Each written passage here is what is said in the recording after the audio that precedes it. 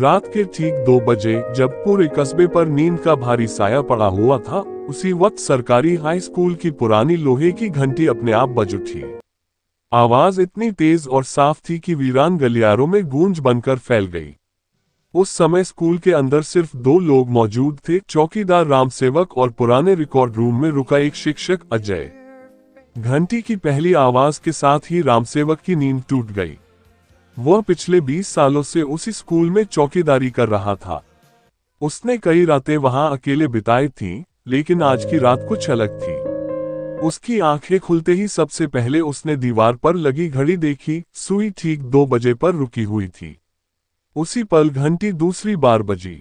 रामसेवक के सीने में अजीब सी ठंड उतर गई, जैसे किसी ने अंदर से सांस खींच ली हो। स्कूल की घंटी बिजली से नहीं चलती थी, उसे हाथ से बजाना पड़ता था, और रात के वक्त तो चाबी के बिना उस टावर तक पहुंचना नामुमकिन था। रामसेवक उठकर खड़ा हुआ। बरसों की आदत के बावजूद उसके पैर भारी लग रहे थे। गलियारे में लगी ट्यूबलाइट झपक रही थी, मानो खुद डर रही हो। घंटी तीसरी बार बजी। इस बार आवाज के साथ साथ किसी के दौड़ने जैसी हल्की आहट भी गूंजी। इसी स्कूल में उसी रात अजय रुका हुआ था। वह नया शिक्षक था और बोर्ड की पुरानी फाइलें देखने के लिए देर तक रिकॉर्ड रूम में काम कर रहा था। स्कूल के बाहर बारिश हो रही थी, इसलिए उसने वहीं रुकने का फैसला किया। घंटी की आवाज ने उसे चौंका दिया। उसके दिमाग में सबसे पहला ख्याल यही आया कि शायद रामसेवक कुछ भूल गया होगा। लेकिन तीसरी घंटी के साथ उसे भी समझ आ गया कि कुछ सही नहीं है। अजय रिकॉर्ड रूम से बाहर निकला। स्कूल की इमारत रात में और भी बड़ी और डरावनी लगती थी।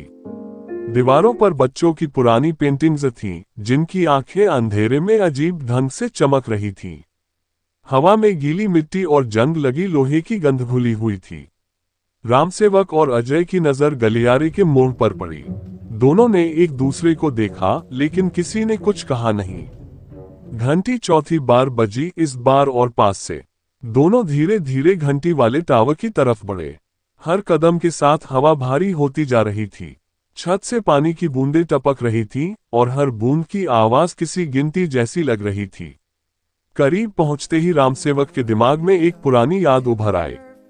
करीब 10 साल पहले की बात थी। इसी स्कूल में एक रात एक हादसा हुआ था। एक छात्र जो देर तक पढ़ाई के लिए रुक गया था, पुराने टावर के पास फिसल गया था। अगली सुबह उसकी लाश घंटी की रस्सी में उलझी मिली थी। कागजों में उसे दुर्घटना बताया गया और धीरे धीरे सबने भूलने की कोशिश की।